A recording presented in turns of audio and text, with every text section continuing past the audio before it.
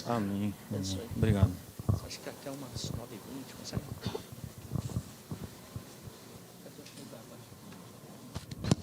Boa noite, irmãos. O pastor também falando para ir até as 9h20, mas eu vou tentar, né? Porque hoje tem bastante coisa. Como ele disse, é uma data muito importante. O dia de amanhã, que são 507 anos do segundo maior evento da história da igreja, eu considero o primeiro sendo, né, morte e ressurreição de Jesus, lógico, o nascimento de Jesus, e o segundo também o Pentecostes, esqueci, e o terceiro talvez a Reforma Protestante. Irmãos, há alguns dias a nossa irmã Márcia estava aqui pregando e em certo momento ela mencionou o purgatório. Cadê a irmã Márcia? Irmã Márcia, Pai do Senhor, irmã, a paz. E eu me lembro que ela disse assim, ó: aos homens está destinado morrer uma só vez e então segue o juízo. Nesses dias aí na eleição eu preguei em um velório. Irmãos, chega de conversinha afiada. Não vamos purgar em lugar nenhum. Não tem nenhum lugar que nós vamos dar um jeitinho. Para onde nós vai, não tem purgatório. Isso é importante, destacar esse nós, porque é isso que eu gosto. O nós é muito reformadinho. Para onde nós vai, não tem purgatório. É conversa fiada para boi dormir esse negócio de purgatório. Neste dia eu estava ali sentado do lado do pastor Maicon e ele virou para mim e falou assim: nós temos hoje visitantes católicos. Aí eu dei risada e respondi para ele: que ouçam o que a irmã Márcia está pregando. Amanhã é o dia 31 de outubro, dia que se celebra o dia da Reforma Protestante. O Maicon então me chama para vir pregar hoje e falar da Reforma.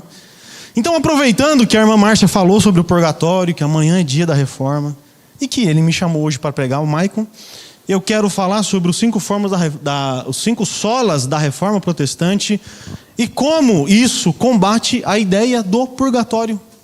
E uma coisa que linkado com o purgatório é as indulgências. Então, se eu fosse dar um título para o que eu vou pregar hoje, eu diria: como que os 5 solas da Reforma Protestante combatem as indulgências e o purgatório. Todos nós sabemos, até os católicos, que as indulgências e o purgatório é uma doutrina famosa e importante dentro da tradição católica. E sabemos também, assim como os católicos, que os protestantes não concordam com uma vírgula do que eles falam a respeito disso. Então, o purgatório e as indulgências são tão importantes para a tradição católica que se tornam doutrinas fundamentais que sustentam a Igreja Romana. Sem essas doutrinas da indulgência e do purgatório, a Igreja Católica cai.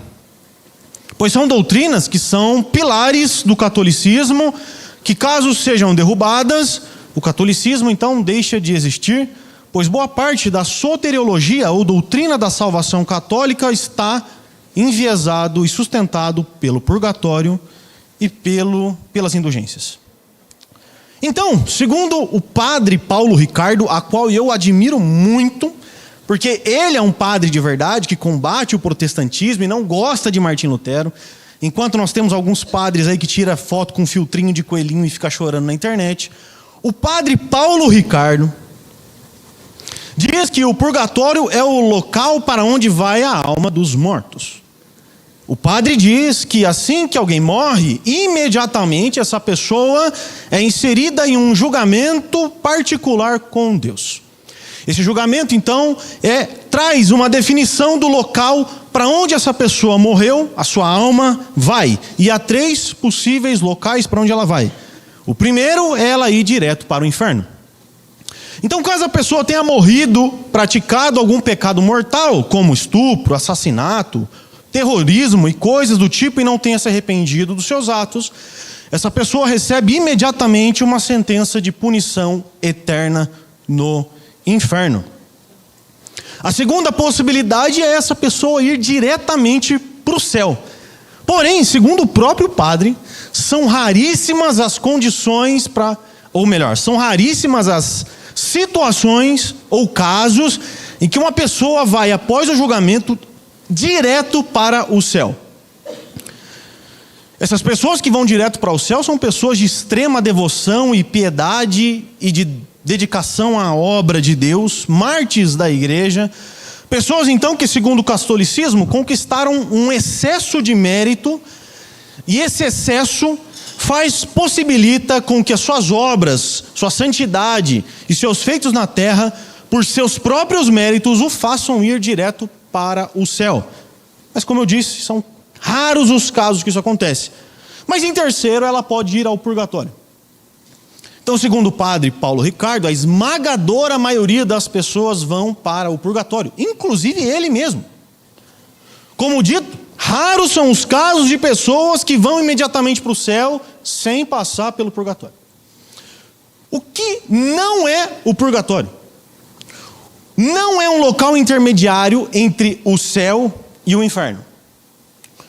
Ele explica, o padre, que o purgatório é um local intermediário apenas para o céu.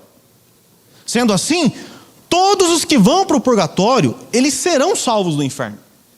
Mas passarão um tempo ali, purgando os seus pecados e purificando suas falhas, para então, depois de completamente puros, irem para o céu. Por isso, eles vão para o purgatório, como eles estão impuros, que é um local de purificação, através de tormento, através de muito tempo, e depois desse processo de purificação, eles vão para o céu. Ou seja, o purgatório não leva ninguém para o inferno. Um católico crê que se tem alguém no purgatório, ela já é salva, mas ela passa um período de tempo no purgatório, purgando seus pecados. E esse processo de purgar pecados, ele é equilibrado. Significa que uns são mais atormentados ou mais penalizados do que outros. Por exemplo, dependendo da qualidade dos pecados do indivíduo que morreu, ele pode receber penalidade X ou Y. Pode ser que alguém vá para o purgatório e fique ali apenas um dia. Pode ser que alguém vá para o purgatório e fique ali 10 mil anos. Pode ser que alguém vá para o purgatório e fique ali 1 milhão de anos. Independente da quantidade de tempo, essa pessoa, depois desse tempo que ela passa ali, ela vai para o céu. Então o padre Ricardo diz: nós temos pelo menos 2 concílios ecumênicos que definem claramente a existência do purgatório. O Concílio de Florença, que é uma reunião que a igreja faz para definir algumas coisas, tá? Concílio de Florença e de Trento. E ele diz assim: crer no purgatório não é uma opção para os católicos, mas parte da revelação divina. Significa então que, como disse antes, a doutrina da salvação ensinada no catolicismo é fundamentada e sustentada pelo purgatório. E é aqui então que começa a questão das indulgências. O que é uma indulgência, Jonathan? Segundo o próprio manual de indulgências da Igreja Católica, que foi aprovado pelo Papa São Paulo VI, indulgência é remissão diante de Deus da pena temporal, que o fiel, verdadeiramente disposto em certas e determinadas condições, alcança por meio da Igreja, a qual, como dispensora da redenção, distribui e aplica com autoridade o tesouro das satisfações de Cristo e dos santos. A indulgência é administrada pela Igreja. O Catecismo da Igreja Católica, então, ensina que pelas indulgências os fiéis podem obter para si mesmos e também para almas que estão lá no purgatório a remissão de penas temporais e sequela de seus pecados. Ou seja, os que estão no purgatório não podem adquirir indulgências. Quem faz isso são os vivos. E os vivos podem inserir indulgências ou redimir alguma pena de alguém que já está lá. Como se fosse algo vicário. Eu faço um batismo vicário, é isso. Os mormons também creem nisso. Que você pode se batizar por alguém. É isso que também ensina as indulgências. E existe 2 tipos de indulgência. A indulgência plenária e a indulgência parcial. E é simples de entender. A indulgência parcial retira uma parte do tempo de alguém que está no purgatório. Então ela tem 10 mil anos, eu tiro 50 anos. Tiro 10 anos, tiro 1000 anos, Posso tirar dos 9.999. Ainda vai sobrar um ano. Mas isso é possível. E existe a indulgência plenária, que é uma condição em que a pessoa adquire um certo mérito a ponto de absolver completamente a pessoa do purgatório. E o que a pessoa precisa fazer para receber uma indulgência plenária e acabar de vez com isso? Primeiro, confessar. Segundo, receber a Sagrada Eucaristia ou a ceia. Rezar pelo Papa, rezar pelo Papa pelo menos um Pai Nosso. Fazer adoração ao Santíssimo Sacramento pelo menos meia hora por dia. Fazer leitura da Bíblia Sagrada por pelo menos meia hora. E fazer o piedoso exercício da Via Sacra. E por último, recitar o rosário de Nossa Senhora na igreja, no oratório, na família ou em alguma comunidade religiosa. São algumas atividades que ela precisa fazer. E essas indulgências, então, como eu disse, podem ser adquiridas pelos vivos, mas não necessariamente aplicadas nelas, mas as pessoas que estão no purgatório. Aquele, então, que tem uma indulgência plenária, que pode ser aplicado para absolver completamente essa passagem no purgatório, consegue, então, abolir esse tempo. Diante dessas coisas, e para a gente chegar no final dessa parte que eu estou falando sobre o catolicismo, que é muito importante, pode surgir a seguinte pergunta: quem é que define ou não o que é que se faz para alcançar uma indulgência parcial ou plenária? Quem define isso é a própria igreja. É a igreja quem define os atos de piedade que você consegue alcançar uma indulgência. E agora, por fim, numa entrevista ao próprio padre Paulo Ricardo, disse o seguinte: perguntaram para ele: padre, a que se deve a visão negativa que muitos tiveram com relação às indulgências? E ele então respondeu. A partir daqui você presta atenção. Você não prestou atenção até agora, por favor, preste atenção na resposta do padre, tá? Mas antes eu vou tomar água. Padre, a que se deve a visão negativa que muitos têm com relação à indulgência? E ele responde: deve-se principalmente pela reação de Lutero para aquilo que era a prática das indulgências na Alemanha, na época da Reforma Protestante. A igreja acredita que essas penitências que o fiel faz podem realmente remir a pena no purgatório, seja do próprio fiel ou de alguém que está lá. Entre as várias práticas penitenciais existe a esmola. Acontece que na época, isso é o padre falando, tá? Acontece que na época na Alemanha, no tempo de Lutero, havia alguns pregadores que estavam abusando da prática da esmola, sendo a esmola algo que é possível alcançar indulgência. Havia na realidade uma espécie de venda das indulgências, ou seja, as pessoas recebiam a indulgência gratuitamente. Mas a obra penitencial exigida delas era uma esmola. Ela recebia aquela penitência ou a indulgência, e o que exigia-se dela era uma esmola. Então isso fazia parecer que os pregadores católicos estavam vendendo a indulgência. E ele diz no final: Lutero se revoltou contra isso, e a partir da sua reação houve a revolta protestante. Um papa disse, eu não me lembro o nome, Lutero era como um búfalo nas vinhas que entra e destrói tudo. E esse búfalo que entrou na vinha e destruiu tudo foi motivado pela venda das indulgências.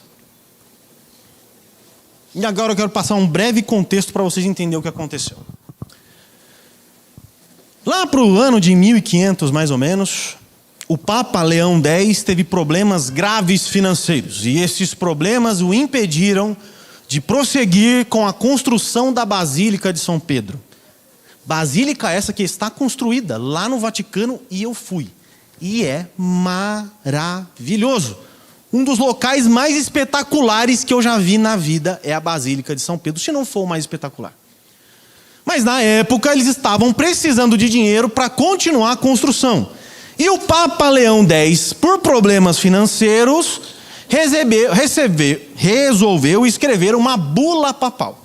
E o que é uma bula papal? É um documento oficial feito pelo próprio Papa para definir agora uma ordem eclesiástica geral.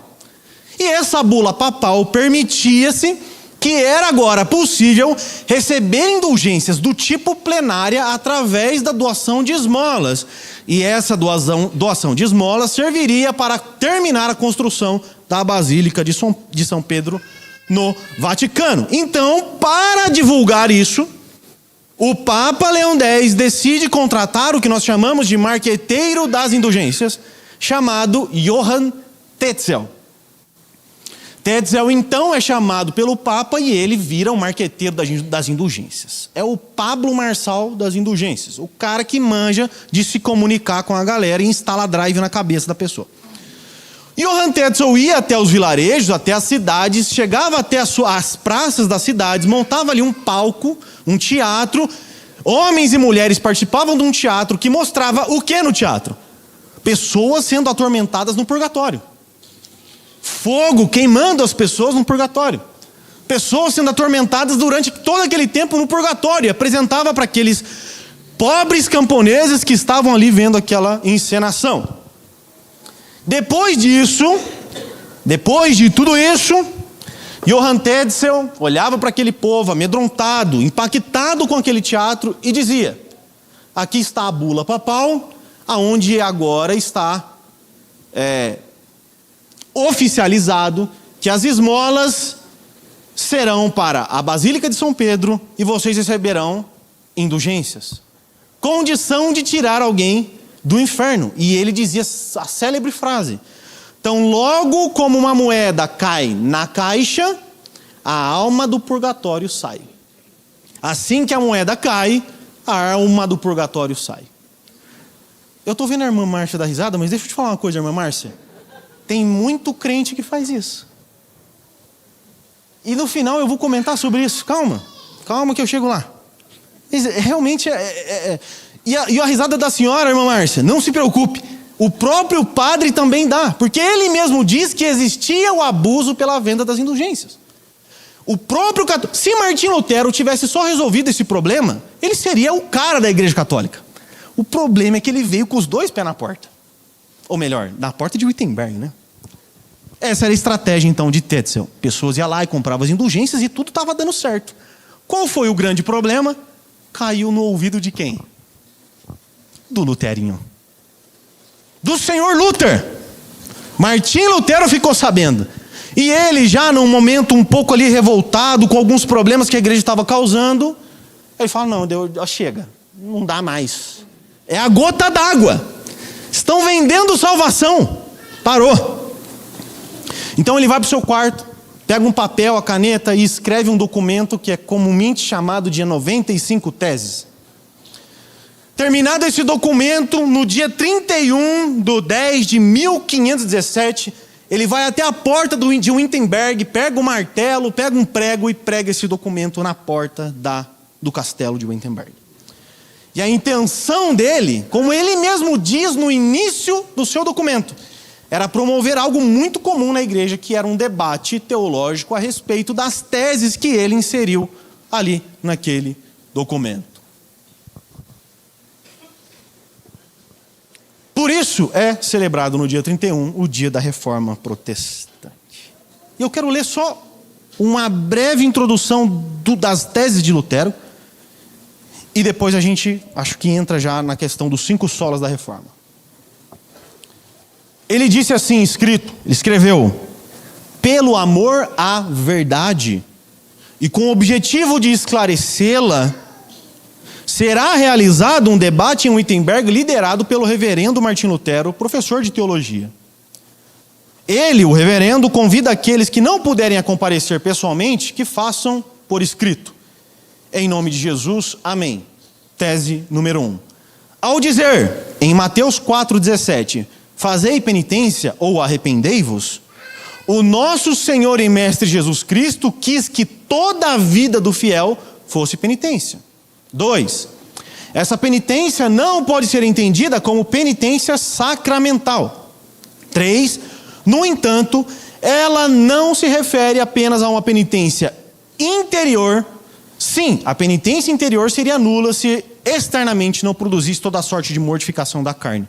E agora, só para você entender como somente essas três e a quarta tese já arrebentava com a ideia de purgatório, indulgências e um monte de coisa. E aqui que está o detalhe. Quando Lutero bate nisso, lembra que eu falei? Ele está combatendo fundamentos da igreja.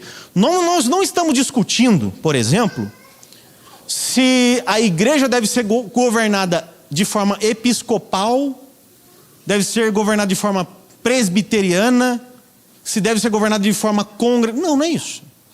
Nós não estamos discutindo, por exemplo, se Paulo lá em Romanos 7 está falando dele mesmo, está falando de... Não, são doutrinas... Por exemplo, estava agora discutindo aqui com um irmão no último domingo, ele falando sobre carne sacrificada a ídolos. Não, não é isso. Nós estamos falando do fundamental da Igreja Católica.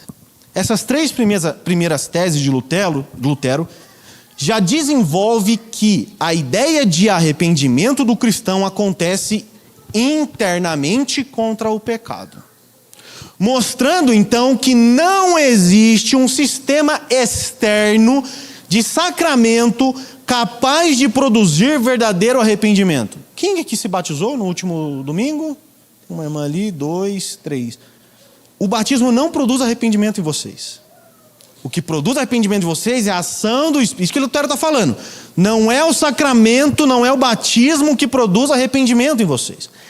É o coração movido pela ação do Espírito. O que se espera acontecer externamente, agora vamos falar sempre, o Marco fala sempre isso, falou para vocês. O que se espera que aconteça externamente, na carne, é um sinal de que verdadeiramente o homem se arrependeu em seu coração. Diante disso, a compra de uma indulgência ou a prática de sacramento, como o batismo, a ceia e outros, são expressões externas do que aconteceu internamente. A ceia não salva, a ceia não produz arrependimento. O batismo não salva e não produz arrependimento. Mas são atos externos daquilo que aconteceu internamente. Eu tenho 20 minutos para falar sobre os 5 solas. Eu vou tentar. Vamos começar então pelos 5 solas e eu quero que os irmãos percebam como as indulgências, ou melhor, os 5 solas, vai contra esses fundamentos católicos. Você pode se perguntar, ou perguntar para um protestante, por que você não é católico? Por que você não acredita na indulgência e no purgatório? A resposta do protestante é simples e ao mesmo tempo fundamental. Por quê? Porque os evangélicos protestantes não são católicos e não creem nessas doutrinas, porque eles acreditam que somente as Escrituras, a Bíblia, é regra de fé e prática para o cristão. Por que nós não cremos? Porque a Bíblia é o fundamento, é a base para toda a nossa fé. Não somente isso, os protestantes também creem que a Bíblia não pode ser julgada. Mas tudo está sobre o seu julgamento. Ou seja, a Bíblia é superior a qualquer outro livro e qualquer tradição da igreja. Como que eu vou crer no purgatório se o Cristo na cruz disse o seguinte: ainda hoje você vai estar comigo no paraíso? É o que está escrito. Ele não disse, daqui um tempinho você vai estar comigo no paraíso. A afirmação de Cristo é, ainda hoje. E considerando então a condição do ladrão, e que ele morreu sem produzir nenhuma obra capaz de receber algum tipo de indulgência, mesmo que ele tenha se arrependido ali na cruz, segundo a ótica do purgatório, ele deveria ir para o purgatório e não direto para o paraíso. Então eu pergunto, quer dizer então que Jesus mentiu para o ladrão? Ou o ladrão então, na verdade, ele recebeu ali uma meia verdade? O protestante, então, ao ouvir falar de purgatório, ele repete as palavras da irmã Márcia. Esse negócio de purgatório é história para boi dormir. E isso ele faz por considerar que os concílios da igreja, a tradição, os líderes ou qualquer outra coisa que faz parte da história da igreja, não deve ser aprovado se não tiver base bíblica. Deixa eu te explicar uma coisa fundamental para você que está chegando agora na igreja, ou para você que também é velho e não entendeu ainda. A sua opinião, ela é importante, eu quero te ouvir. Só que a sua opinião precisa estar fundamentada nas Escrituras. Caso contrário, é história para boi dormir. Só a Escritura é isso. Somente as Escrituras. Todas as coisas ela julga e ninguém julga as Escrituras. E a gente passa para o próximo solo, que é o solos Cristo, ou somente Cristo. A doutrina, então, do purgatório sugere que o sacrifício de Jesus na cruz não é suficiente para levar o homem para o céu. O purgatório sugere que o sangue de Jesus não é suficiente para lavar todos os pecados do homem. O purgatório sugere que o homem ainda precisa de uma purificação depois da morte, fazendo com que o sacrifício de Jesus não seja um ato plenamente salvador, mas parcialmente salvador. O purgatório é um local para onde vai a alma daqueles que morreram, mas ainda possuem pecados para ser purificado. E isso é afirmar que Jesus e seu sacrifício na cruz não tem condição de dar ao homem pleno perdão e paz. Pois o homem não é plenamente perdoado se arrepender e não vive então tempos de tormento no purgatório. As indulgências é uma outra doutrina que sugere que o homem não tem condição de se aproximar de Deus através de Jesus. Mas adiciona então a igreja nesse processo, aonde a igreja passa a ser intermediador entre Deus e os homens, entre Deus e o purgatório. Quando nós levantamos então a bandeira somente Cristo, estamos declarando para o mundo que o sacrifício de Jesus já é suficiente para perdoar os pecados do homem, e que este sacrifício é pleno, completo, suficiente para tornar o homem alvo mais do que a neve. Através desse sacrifício purificador, o homem passa de estado de inimigo de Deus para amigo de Deus, e agora desfruta de plena paz com Deus. Sendo assim, não há mais necessidade de passar por processo de purificação em um local intermediário, uma vez que o sangue precioso de Jesus purifica o homem. Para isso, nós lembramos então do que João Batista disse: eis o Cordeiro de Deus que tira o pecado do mundo. O Cordeiro de Deus, ele não passa um paninho por cima ou limpa os nossos pecados com saliva. Disse o salmista Davi: purifica-me com hisopo e ficarei limpo. Lava-me, Senhor, e ficarei mais alvo do que a neve. O hisopo era uma planta utilizada nos sacrifícios, ou melhor, nos processos de purificação. E o hisopo é uma planta que os seus brotos têm esponja, e essa esponja facilita ela sugar líquido. Quando um leproso se limpava da lepra, estava limpo da lepra, ele se apresentava ao sacerdote. O sacerdote pegava 2 aves, ele matava, misturava o sangue dessa ave com água, e o outro ele banhava a ave no sangue e soltava essa ave. Este sangue com água, ele pegava o hisopo, mergulhava, aquele hisopo sugava, e ele então aspergia aquele sangue com água no leproso e falava para ele: você está purificado. Agora você pode voltar à convivência do seu povo, voltar ao templo para adorar com o povo de Israel. Uma vez que o sangue de Jesus é aspergido no pecador, imediatamente ele é declarado limpo de todo pecado. Se neste sangue lavado, mais alvo do que a neve serei. O perdão pleno não depende da igreja, meu irmão. Não depende de santos intercessores. Jesus não deu para a igreja e nem para os fiéis o poder de administrar perdão, ou formas para isso.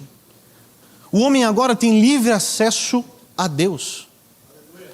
1 Timóteo 2,5 diz: só há um mediador entre Deus e os homens, o homem Cristo Jesus. E isso elimina então toda necessidade de intermediação de igreja ou qualquer outra coisa a não ser Jesus Cristo. Somente a fé. Na tradição católica, o homem pode ir para o céu depois de estar plenamente purificado. E só assim então ele é considerado justo. A forma de abreviar esse processo de justificação é através das obras, das indulgências, da conquista.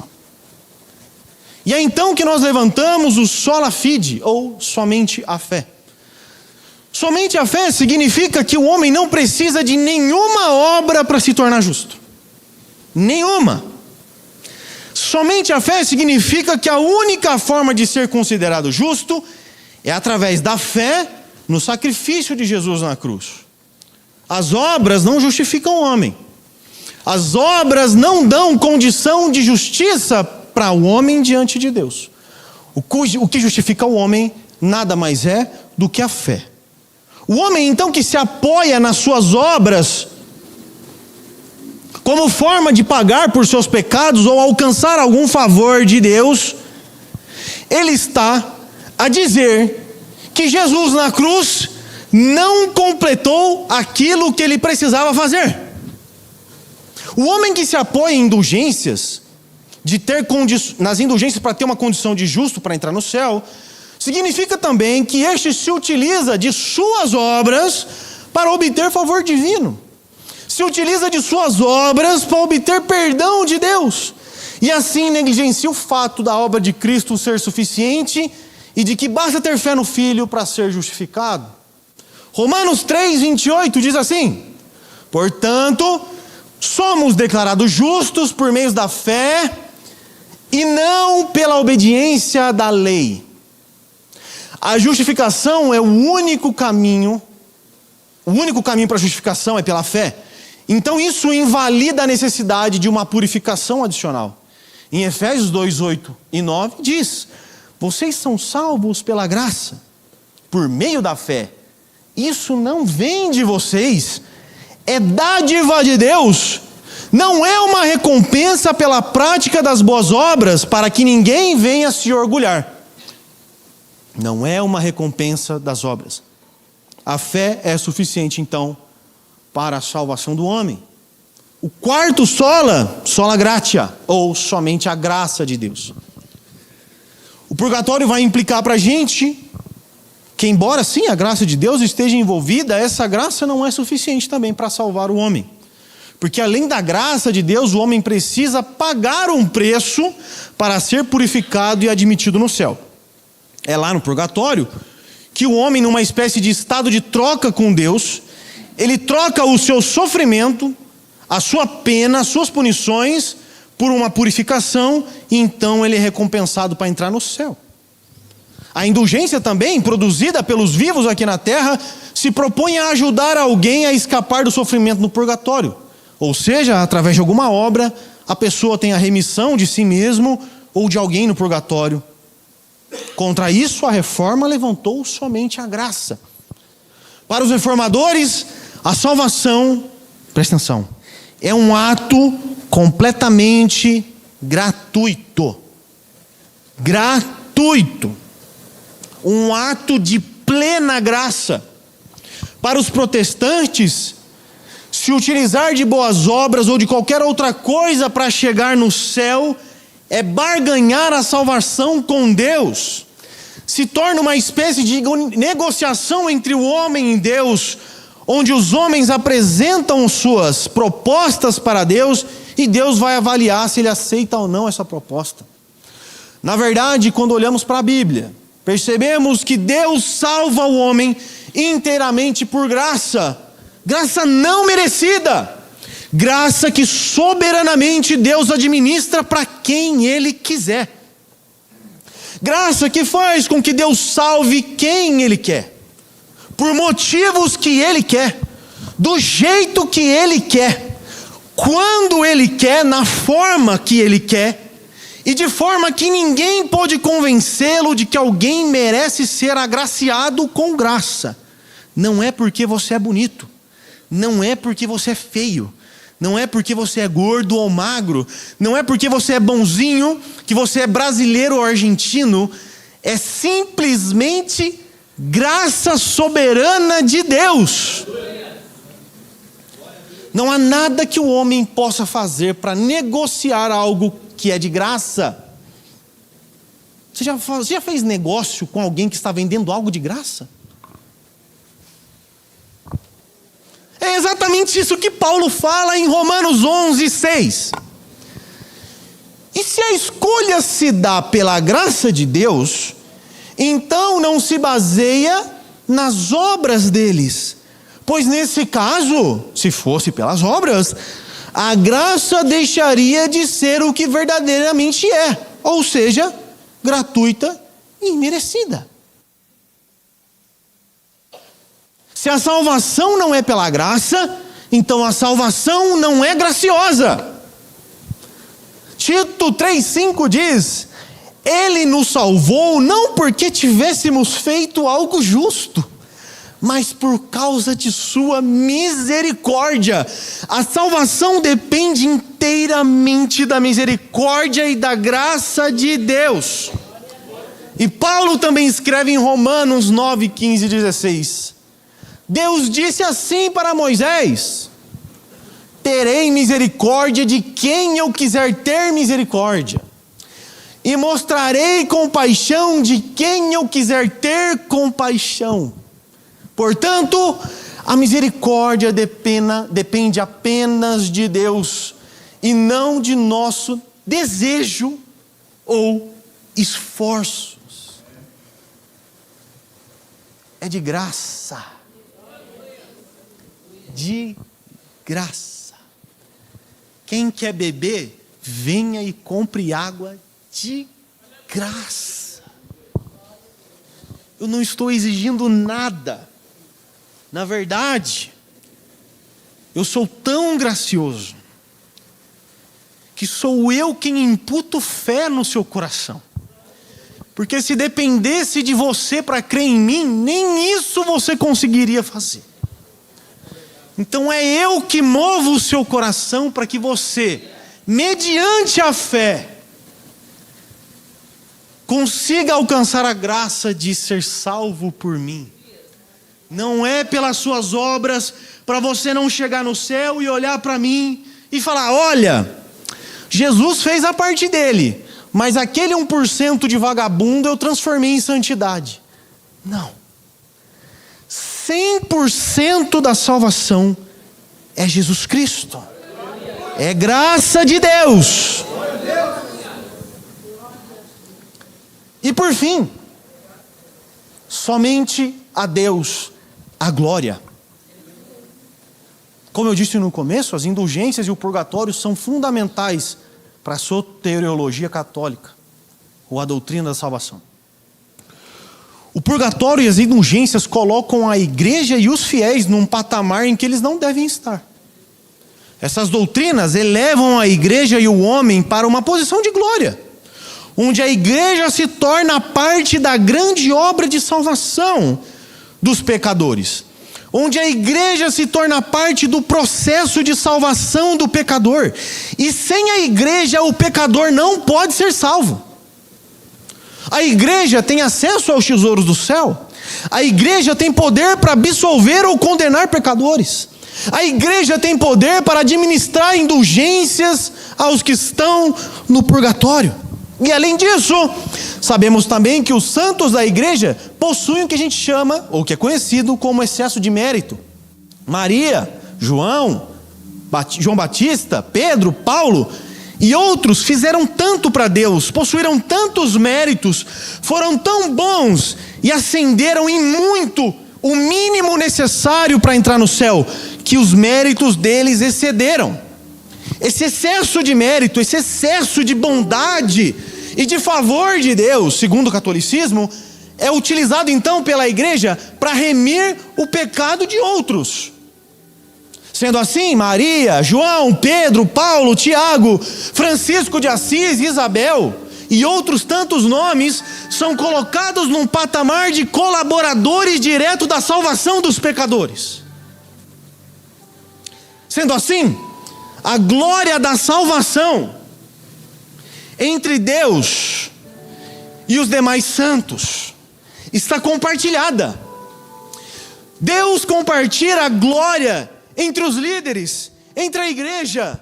Glória para a igreja, glória para Maria, glória para João, glória para Paulo, glória para Pedro, glória para os santos da igreja.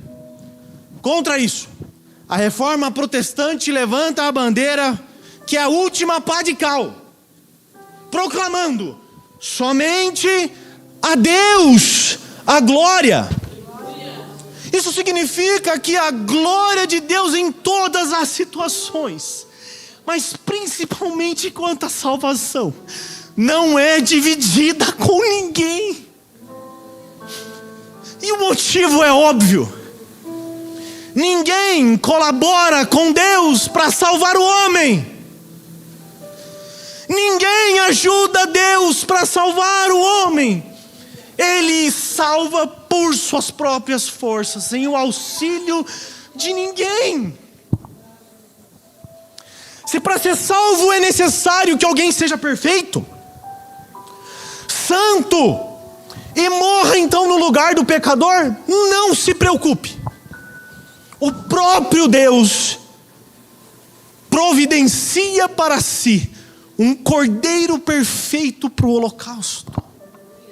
É Ele mesmo, o próprio Deus, quem vai providenciar aquele que será o sacrifício pelos pecados da humanidade. Se para ser salvo o homem precisa de graça, porque ele não tem condição nenhuma de comprar a salvação, ninguém além de Deus concede essa graça necessária para ser salvo. Vocês são salvos pela graça, por meio da fé. Não vem de vocês, é uma dádiva de Deus. Se para ser justo, justificado e consecutivamente salvo, o homem precisa de fé, o próprio Deus nos concede fé. Pois mais uma vez lemos Efésios 2:8. Vocês são salvos pela graça mediante a fé.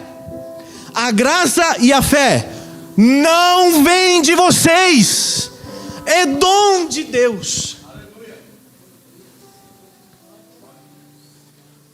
Tudo que eu preciso para ser salvo não depende da igreja do Evangelho Quadrangular do Vila Branca. Não depende do Maicon. Não depende nem de Paulo. Não depende de João. Depende do próprio Deus. E somente dele. Irmãos, olhe para a sua vida regressa. Você acha que você tem condição, através da sua força, da sua inteligência, da sua capacidade de raciocínio, ou de qualquer outra coisa, crer em Deus? Deixa eu te contar uma história. Haverá um dia que um tal de Jesus, que morreu e ressuscitou, vai voltar. Quem que é o retardado que crê nisso, gente? Eu falo isso, que Jesus vai voltar com uma certeza, como se ele já estivesse aqui. E você acha que essa minha confissão vem de mim mesmo? Ou tem alguém dentro de mim me movendo a falar: Tu és o Cristo, o Filho do Deus vivo? Bem-aventurado é você, Pedro. Não foi carne e nem sangue que fez você confessar isso, mas foi o meu Pai que está no céu. Diante disso, então percebemos que Deus é único, exclusivo num ato de salvação do homem. Ele é gracioso, Ele é distribuidor de fé, Ele proveu o sacrifício.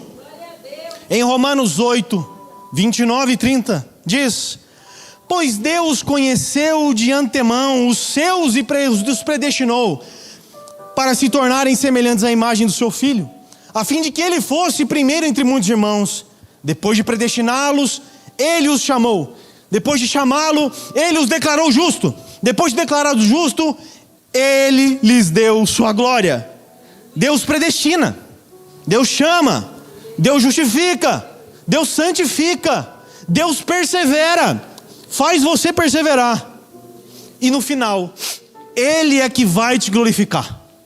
Não é a igreja. Por fim, o livro de Romanos é a própria bandeira do só lhe Deus glória. Vemos no livro que Paulo traça toda a soteriologia bíblica. Toda a doutrina de salvação que você precisa entender está praticamente no livro de Romanos. Tudo que é necessário para entender a salvação. Ele fala lá que todos pecaram e estão longe de Deus. Fala que Deus justifica pela fé. Fala que nenhuma condenação há para os que estão em Cristo. Fala que diante das adversidades somos mais do que vencedores. Que nada vai nos separar do amor de Deus. Que Deus é soberano sobre a salvação e administra como quer sua graça e misericórdia. E que os filhos de Abraão não são necessariamente os filhos carnais de Abraão, mas são aqueles que praticam a fé de Abraão.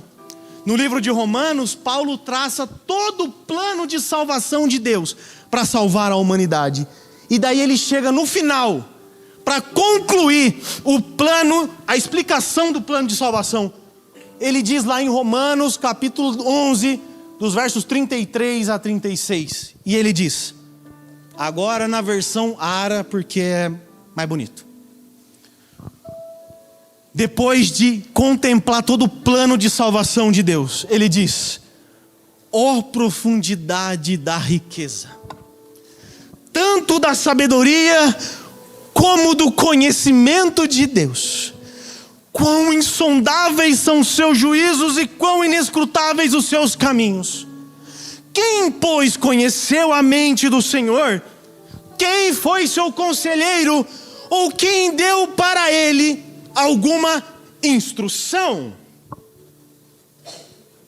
E por fim, porque dele, por meio dele, para ele são todas as coisas.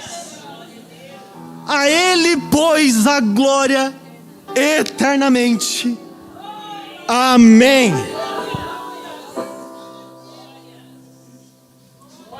Somente a ele a glória. A glória não é minha. A glória não é da igreja. A glória não são dos evangelistas, dos apóstolos. Não é de Moisés, não é de Davi, não é de Salomão, não é de Noé. A glória é única e exclusivamente de Deus.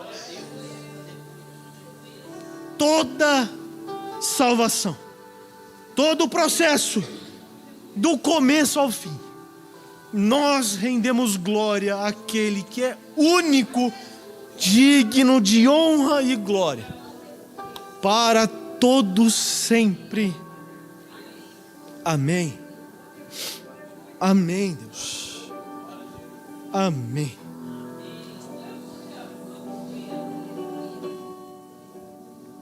Que essa palavra fique no coração dos irmãos. Mas antes eu quero me comunicar um pouco diretamente com os católicos. Não se sinta ofendido, se você é católico, está me assistindo. Não se sinta ofendido com o que eu disse. Com toda a sinceridade do meu coração, embora o conteúdo da mensagem possa parecer afrontoso e desrespeitoso, a minha intenção aqui é explicar os 5 solas da Reforma e como ela se opõe a algumas doutrinas do catolicismo. Se passaram já 500 anos, mais, que Lutero pregou esse documento na porta de Wittenberg, que por sinal estarei lá no final do ano. Glória a Deus por isso. Naquela época Lutero estava assim provocando a igreja católica. Mas hoje, Saiba, você católico, que os 5 solas não serve para combater ou defender a fé evangélica ou protestante contra o catolicismo. Os 5 solas foram criados em 1996, sistematizado nos Estados Unidos, muito depois da Reforma Protestante. E esses 5 pontos não surgiram por causa do catolicismo, mas por causa do evangelicalismo. Os 5 solas da Reforma surgem para combater a própria igreja protestante, que nos tempos modernos tem se afastado do ideal da Reforma. Então saiba que os 5 solas são ofensivos para os evangélicos. E é por isso que eu falei da irmã Márcia. A gente ri das indulgências e tem um monte de vagabundo safado vendendo isso por aí. E se diz evangélico, se diz protestante. Estão abandonando a mensagem da cruz, vendem indulgências, abusam da graça de Deus, usurpam a graça de Deus, retira a suficiência das Escrituras, a suficiência de Jesus. Homens que querem para si mesmos a glória. Então não se preocupe, ouvinte católico, saiba que eu te respeito, te ouço, posso te ajudar e te amo muito mais do que esses malditos que abandonam a fé evangélica e a fé apoiada na Reforma. Por você, católico, eu oro pedindo a Deus que Ele possa ser abençoador na sua vida e que Ele possa te iluminar pelo Evangelho. Para eles, malditos da fé, para eles, a minha oração é para que eles sejam, como Paulo diz em Gálatas, duplamente amaldiçoados por Deus, porque estão deturpando o verdadeiro Evangelho de Jesus Cristo. Essa pregação aqui não é para confrontar o católico, é para confrontar o próprio evangélico, o próprio movimento protestante, que por vezes, e nós vemos direto por aí, estão se afastando do ideal protestante. Sola fide, sola gratia, solus Christo, soli Deo glória, somente a Escritura, sola Scriptura. Que Deus abençoe, irmãos. Toda a glória seja dada a Deus em nome de Jesus. Amém.